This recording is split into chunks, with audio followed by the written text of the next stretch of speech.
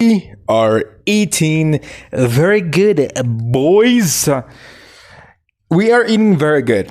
Honestly, if there is one thing that Boruto has done, well, Two Blue Vortex has done since it came out, is surprisingly surprised me with the very good pacing and writing that it's had. It's been very good. It's been very consistent. I do have, again, I don't want to beat a dead horse, but I still have a lot of issues with the pacing because we're 7 chapters in already. I don't know how we're like 7 chapters in. What chapter is this? 7 or 6? I'm not really sure. We are a couple chapters in, and it's been like a couple months, and we haven't really done anything. It's been 7 months, dude. It's been 7 months, and not a lot has happened.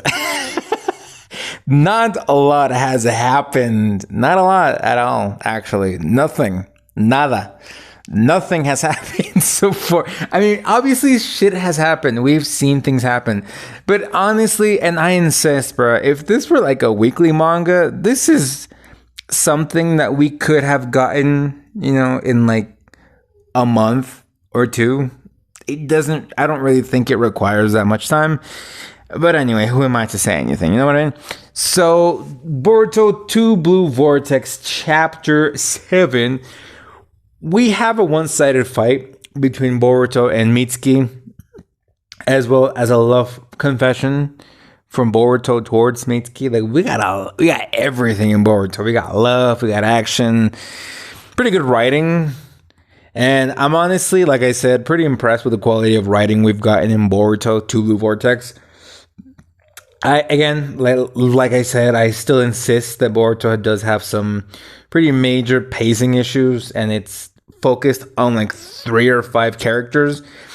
And that affects the huge cast because we have all of these other characters that we haven't really spent time with. All of the other shinobi, like Konoha students who are going to get sidelined inevitably with the new villains, the divine trees. What are they called? Egos or something like that? So like they're going to get sidelined by those a lot.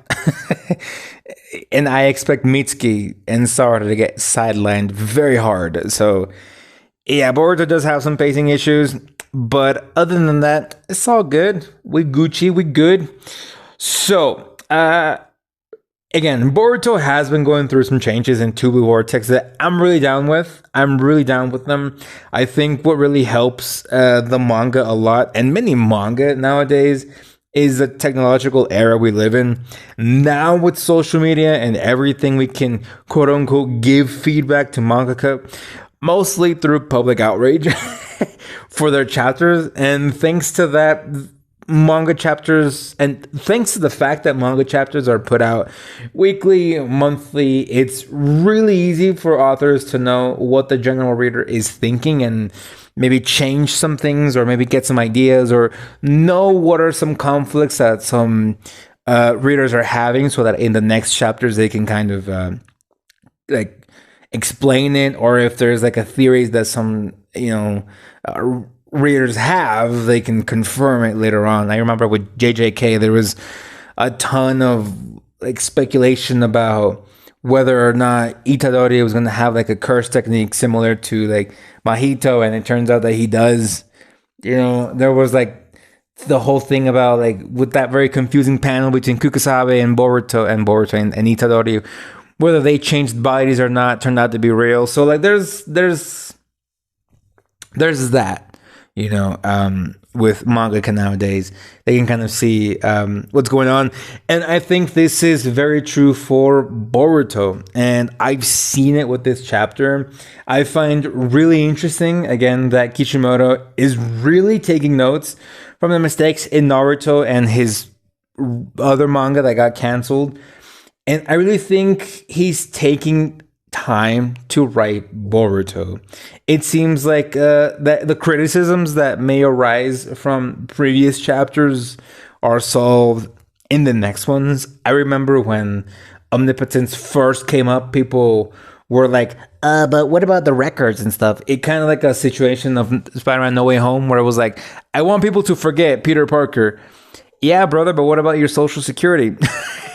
What about like records? What about registrations? What about, your birth certificate? Like you're in the system, like what about that? And Marvel was like, it just happened, bro. Like it just just forget about it. And here in Boruto, Kishimoto is addressing these things, like, and in this chapter, and then, in other chapters, we got chapters where everyone's starting to doubt omnipotence and what they believe. And I remember that there were criticisms for both Shikamaru and Amato, the last chapter, for just now noticing like the inconsistencies in like the story, the lore that Ada and Kawaki have built. But here we get confirmation that Shikamaru, and I want to thank Amato, Shikamaru has come to this exact conclusion a couple of times before. He's deduced this a couple of times already, but omnipotence just does it. So you forget that you're even doubting it, and it basically resets you every single time. So it doesn't matter how much you doubt it and you think it's kind of fishy and think it's kind of funky, you're going to end up believing omnipotence down the line. Basically omnipotence, what it does is it really tries to tie up any plot holes, and that can come from a plot hole such as in omnipotence, and it just ties up those plot holes itself. And even if you don't believe it, you just end up believing it blindly. And again, I like the concept of it being kind of feeble, but ultimately being just a loop from which you just can't really escape until, I imagine, you kill the caster or Kawaki. I don't really understand that part yet. And again, what I like is that the jutsu is very potent and very, just like the name is, like, omnipotent, but it's still very unstable. So when the user doesn't really think too much about it, it's not very useful. Like, it's very easy, at least for like the smart ones in this verse, to realize the plot holes in their own minds and like the stories, because it doesn't fucking make sense. It doesn't add up. Like, if Naruto's blonde, why the fuck is Kawaki like not blonde? And like if Kawaki is Naruto's son, why the fuck is Boruto blonde? And why does he look like Naruto? Like, it doesn't make sense. It's very fucking stupid. And I like that the characters in this are like, it doesn't make sense, bro. Like, for some reason, what I believe, I know it's not the truth. And Boruto's like, yeah, man, like, you've come to this exact conclusion a couple times before. It's just your mind gets reset after a while, and you just get back to like square zero. So you can't really make progress in, nitpicking the plot holes in your mind, because omnipotence is like, hey, bro, don't think about it. Don't think about it too much. It just happened. I feel like for the characters in Boruto, it really must be like watching like a Fast and Furious movie. It's like, don't think about the physics, bro. Don't think about the story. Just look. Awesome cars doing awesome stunts. Just don't think too much. You know what I mean?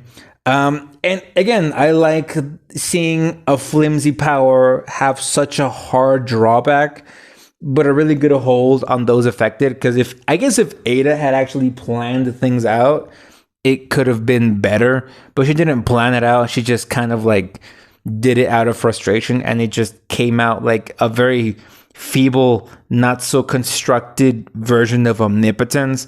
But it still kind of works because it's just a loop.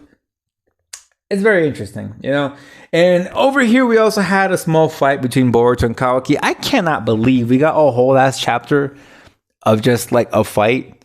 It's like, come on, bro. Like we're getting info, right? We're getting information, but like it's basically like 80% of the chapter is just like a fight between Mitsuki and Boruto, which I think it's hella weird, because like the Code and Boruto fight was very short. Code got one shot. And I like that when Boruto got serious, he one-shot, Mitsuki. But and I understand that there is like a connection between Mitsuki and Boruto. But unless Mitsuki is going to get like a big role in this, don't tease me with Mitsuki doubting it and then just have Mitsuki just be, just follow Naruto, because that's all he's done. Just follow Boruto. You know what I mean? And I hope Sarada and like the president have like a big role. Like I'm expecting these characters to have like a bigger role, because in like part 1 of Boruto, they didn't really do anything at all. Like Sarada got the Mangekyo. I hope she does something with, like, I really don't want Kishimoto to like run into the same issues he did with Naruto, where like it was just Naruto and Sasuke, and like Kakashi and Sakura sometimes, and it was just Naruto and Sasuke. I don't want this to be like the Naruto Kawaki Code Otsutsuki show. Like, if you got these other characters, like include them at least a little bit. You know what I mean? Anyway, the fight was pretty cool. The fight was pretty okay. We really got to see how busted Boruto is. And I guess there's confirmation here that Kawaki is nowhere near the level of Boruto, which I think makes sense, because Kawaki is pretty dumb as bricks. So I don't think he would be training. I think he's just like, I'm in the Sasuke now, bitch. I can do whatever I want. But Boruto trained the fuck ton. Like, Boruto is hella trained. He knows the Flying Raijin. Now, there were people saying like Boruto is better than Minato at the Flying Raijin. I don't know if that's true or not. Boruto himself said that he wasn't good at it. And people could say, well, Boruto is just being very humble. That is true. But at the same time, I'm just saying Minato didn't have to weave hand signs to perform the Flying Raijin. Boruto does. And there are people that are also saying like, well, Boruto can place the mark on anything and Minato only on his kunai. That's not true, bro. Like, did you guys even read the manga? Minato was out here placing seals on whole ass people's bodies. Like, it was just his preferred weapon. He just liked using the kunai. But there were times when, Minato placed seals on basically anything. So yeah, I think Minato is still better at Flying Raijin than Boruto, because Minato's is instantaneous and Boruto still has to weave a hand sign in order to use the Flying Raijin. So, but he's good. He's getting there. But yeah, Granddad Minato is still the GOAT. Anyway, thank you guys for watching, and I'll see you next time. Tell me what you guys think. Bye-bye.